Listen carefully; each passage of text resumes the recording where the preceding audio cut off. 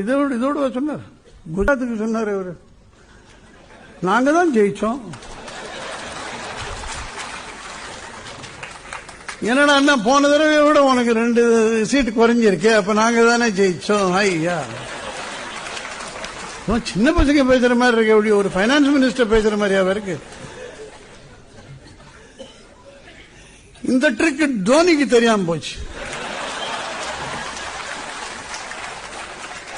அந்த மாதிரி இருந்தா ஒவ்வொரு தடவை தோக்கிறப்ப போன தடவை 2 தடவை 2 ரன் நீ குறைச்சலாச்சு, நாங்க தானே ஜெயிச்சோம்.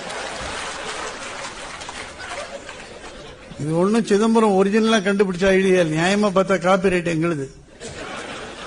என்ன மிஸ்ஃபிட்ஸ் ஒரு டீம் ஒன்று நடத்தினோம்.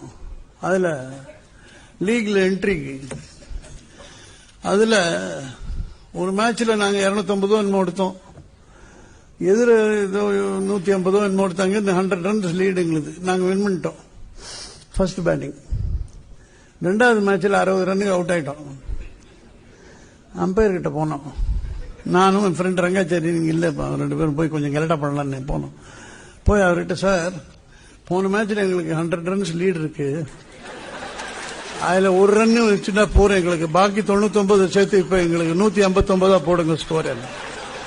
என்ன சார் சொல்றீங்க நீங்க, என்ன சார் சொல்றீங்க நீங்க அப்படின்னாரு.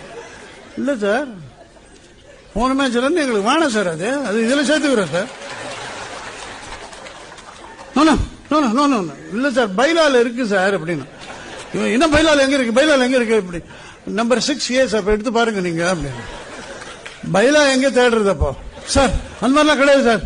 கடைசியில் அவர் அழறேன், சார் அந்த மாதிரிலாம் கிடையாது சார். சார் நான் சொல்றது கேளுங்க சார், நான் இப்பதான் சார் அம்பையரா வந்திருக்கேன், நான் மேல போனேன் சார்.